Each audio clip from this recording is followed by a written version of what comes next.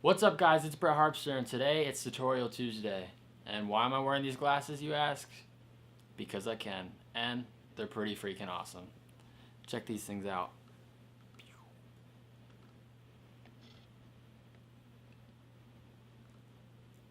Yeah.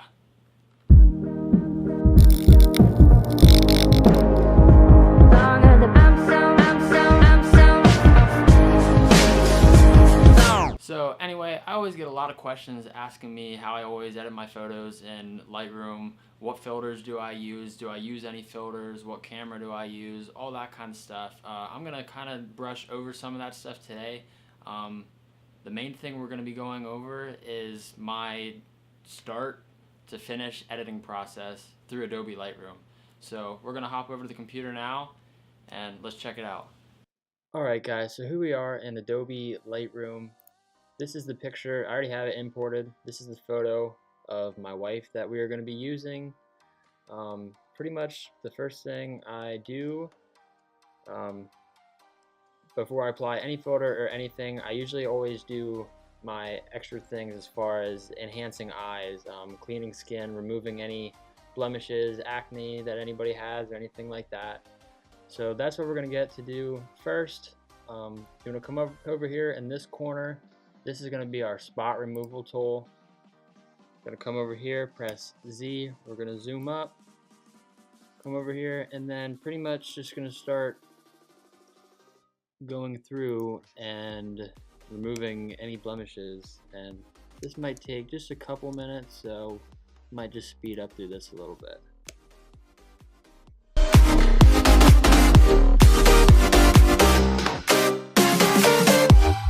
Alright, so that looks pretty good there. Now the next thing I usually like to do is, after I use the spot removal, come over here to my brush tool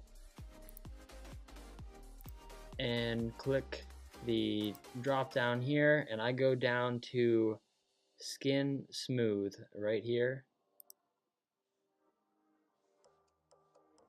And I'm also going to zoom up just a little bit closer. And now I pretty much take this, and down here you can also, as far as like if you want to apply like the feather, if you want the feather to be a little more, then it's just a little, it's not as harsh when you're getting closer to your edges and stuff. Or you can come down here. I usually keep mine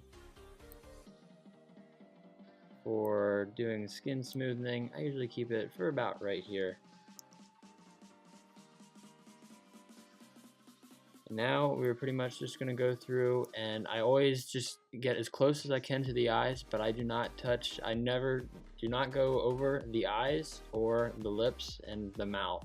I always just go around the eyes and around the mouth. Everything else I smooth over, and the eyebrows I don't touch those at all either. So just pretty much all of the skin all around through here is what we're going to go through and do. So let's do that now.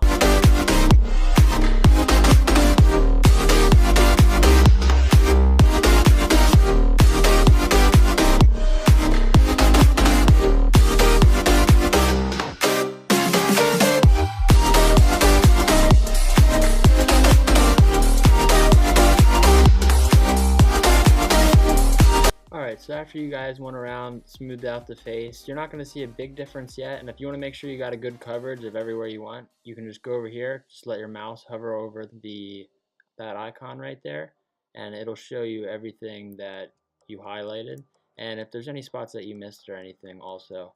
So like around the eye here, I just missed a little spot. So, but that looks pretty good right there. Now the only thing we're going to go over here, we are going to click where the amount says here. It's already set at 40, so it will smooth a little bit, but I want to go a little bit more. So I'm going to probably go about 65. That'll smooth it out just a little bit better. That doesn't look too bad there. Maybe even go to 70.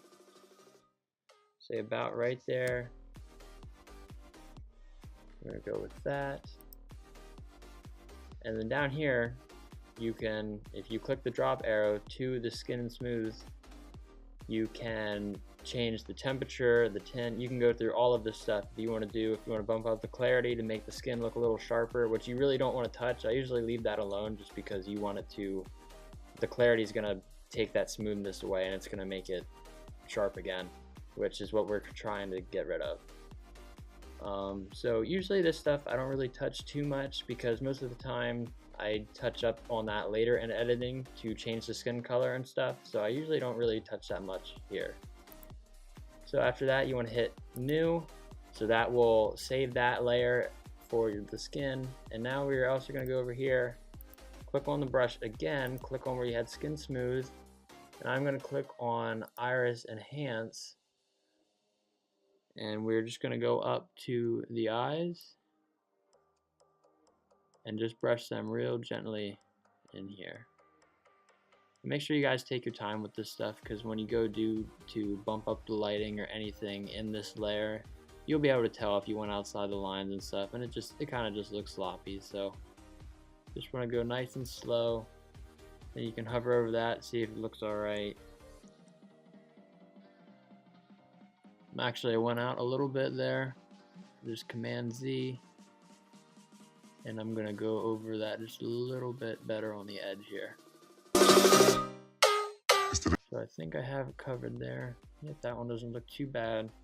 Now we're gonna go to this eye and do the same thing. Come back, hover over this icon here. Yep, and that looks pretty good there. So now usually for iris enhance, I'm gonna hit this, I'm gonna go up here, I am gonna bump this up just a little bit, just to make the eyes a little stronger, probably around right there. I'm gonna hit that drop arrow again. I'm gonna go down to here, mess with the temperature and the tint, and you can kinda you pretty much just have to play with it yourself and just to see kinda what it does. I'm gonna keep it probably about right there. Let's check this one. Of course I get a phone call, not right now. Okay, we're gonna let that about right there. Now the exposure, I'm probably gonna bump up just about like maybe just 15. We'll probably just go about right here. That's not too bad, that looks pretty good there. Saturation, we can go up a little bit just to get that color just a little more stronger. Probably about right there. I usually do bump up the highlights just a little bit. It does bring up the center of the iris up just a hair.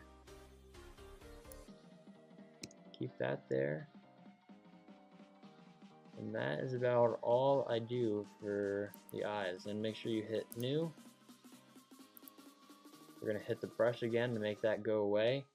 I'm going to hit Z to come back out of it, to come back out of my zoom. Now that doesn't look too bad.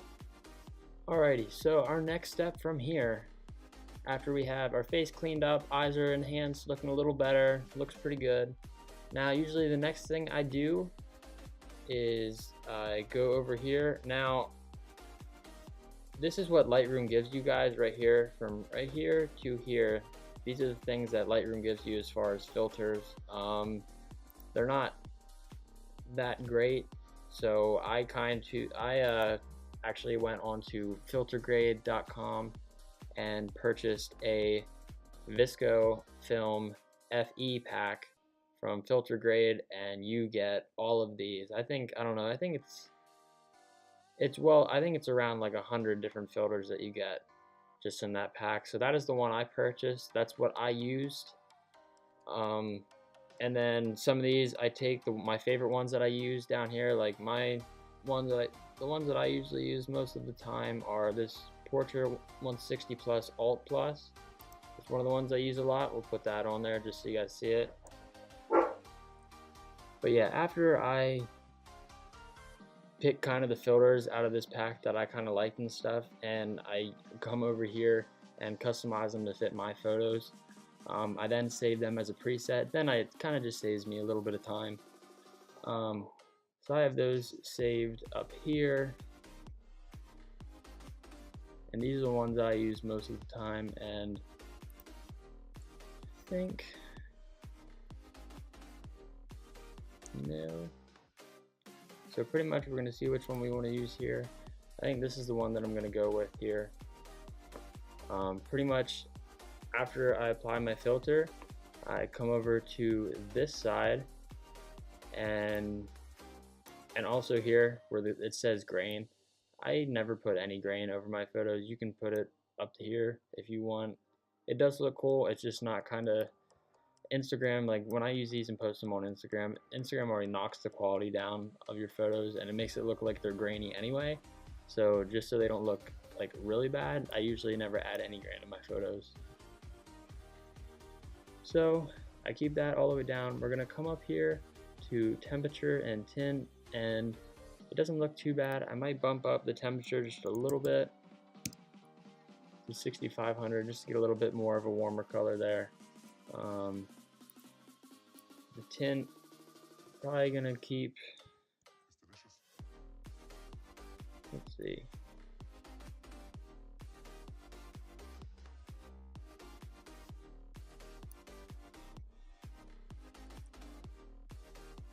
That's definitely too much. I think we're gonna keep the tint probably around, let's keep it on 5. Exposure, I'm gonna let alone. Contrast, I'm gonna leave alone. I do mess with them sometimes, but this photo, the lighting is already actually pretty decent, so I don't have to touch that at all. The highlights up here, we might come up on those just a little bit. Maybe we'll go to 12.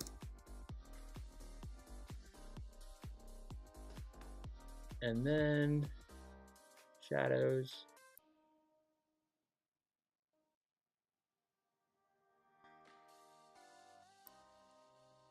And this kind of stuff, you guys have to kind of just play with it for like your shadows, whites, blacks, clarity, vibrance, saturation. You pretty much just have to go through, and like when I first started trying to learn this stuff, I literally, and I still do it now, like for shadows here, I will just grab this and I will just take it all the way down and all the way up, and I kind of just keep making that a little bit smaller and smaller each time till it gets closer to about where I want it to stay. So I'm probably gonna put, I think I'm gonna have around 10 right there. The whites, I'm gonna leave that alone. Blacks, maybe we'll just bump that up to about 20. That doesn't look too bad. Clarity, make sure you're careful with this because you can definitely make your photos look like super fake. Or if you go too not enough clarity, then it's just gonna be completely blurred out like this and like way too soft. And if you go all the way up, then it's just it is cool looking, but it's just like not realistic at all. So if I do add any clarity to my photos, I usually only go around 10, not really any more. This one I'm probably just gonna go about 8, and that looks pretty good right there. Vibrance, I'm gonna bring that down a little bit just so it's not too much. Saturation, we'll put that at 7. Come down here to your highlights, lights, darks, and shadows.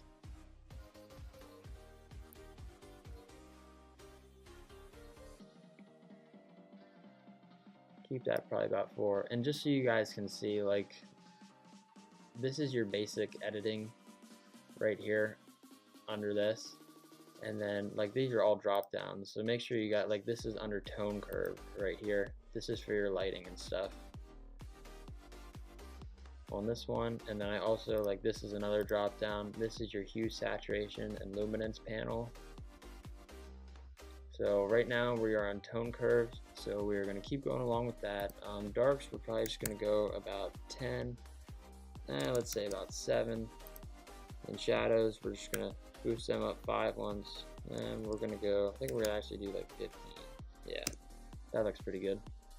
Now we're going to go down. Now this is definitely, like, this is probably my favorite part of the editing, for hue, saturation, and your luminance. Your hue is these color sliders here are pretty much just going to, you can pretty much just go, I mean, you pretty much have to play with them.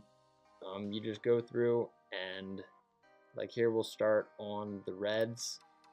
And this, you got to be careful because sometimes, most of the time, the reds mess with the skin tone. So if you go this way a little bit, see, like, her face is a little too red. So where it already was at -19, we're probably just going to go to about -15. And that looks pretty good there. I usually don't move that too much from where it already is because it's already set pretty good on the skin tone, so you don't want to go too far out of that. Here's 12. Now this is also on oranges, you got to be careful with the skin tone because if you go down too far, then yeah, that. When you go up too high, then she's green. So we're gonna go back to where it was and keep it just around here. I wanna go a little more color, but not too much. So we're gonna keep it about right there on 9. Yellows do not actually mess with the skin tone at all. This usually messes, this is what I use to, as far as any like forestry kind of backgrounds and stuff for like greens and like all the trees and stuff. This is usually what I use to kind of burn them out and make them like orange and fall kind of looking.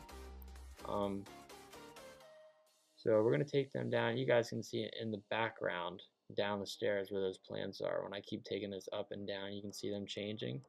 So I usually take yellows almost all the way down. Same thing with greens. We're going to put those all the way down also. For aqua and blue, with her wearing jeans, these usually will change the jean color a little bit, so make sure you guys are careful with that. Not much, but like right there goes from teal all the way to like a purple. So we're just gonna go about right there. Purple, there's really nothing to mess with except the hat might catch a little bit of it, but really we're gonna let that go. Now go through saturation and pretty much just do the same thing, and you guys can kind of find out kind of how strong you want all those colors you just adjusted. Kind of go through and move all these sliders again and adjust the intensity of the color that you just adjusted, if you want it more flat or if you want it a lot more vibrant, so you can bump the saturation up. So let's go ahead and do that.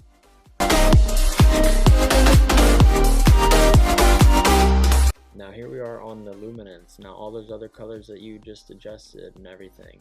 Now if you go through here to touch any of these, it will actually either brighten or darken those colors.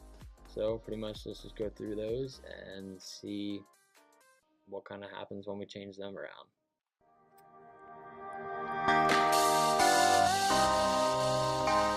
Now that looks all pretty good, here's another thing that I like to use. This over here is, this drop down here is called split toning, and this is your highlights and your shadows, and you pretty much just use your hue slider here, kind of pick the main color you want, and that is going to make those highlights whatever color that is, and then you change the saturation of it right here.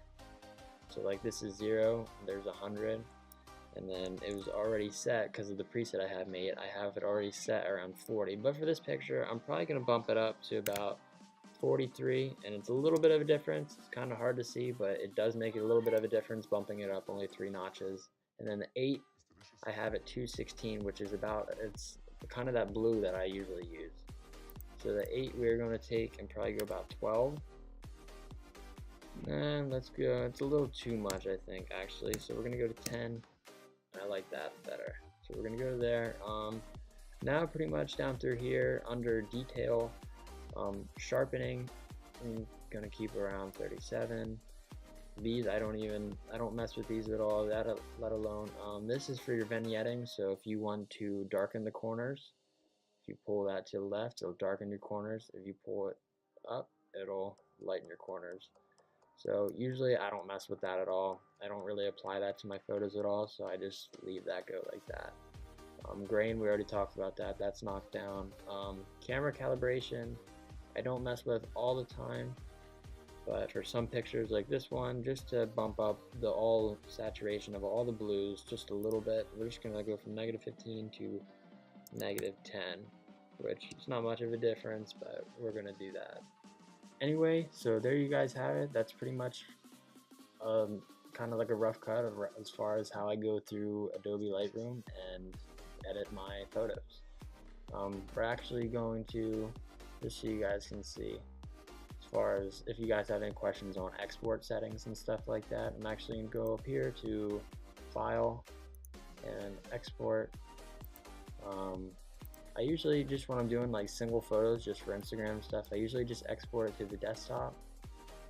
And down here, and for sizing, I have it at 4500 pixels and the resolution is at 300, which is very high because I usually, in case I ever want to print my photos and that kind of stuff, I keep them at this size because then I can print them at any size I want and they come out like a very high quality. Other than that, that is all I adjust through all of this stuff. I keep it on long edge, make sure you have resize to fit, 4500 pixels, 300 for resolution, but it's all your preference too. You can set it at whatever you would like. So we're just going to click export.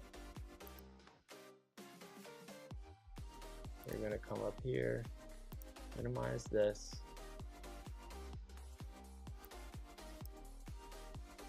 And then here we're actually going to blow both of these up so you guys can kind of see. Let that load.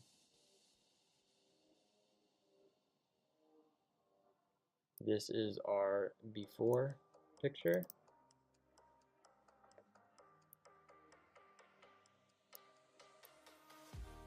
And this is our after photo.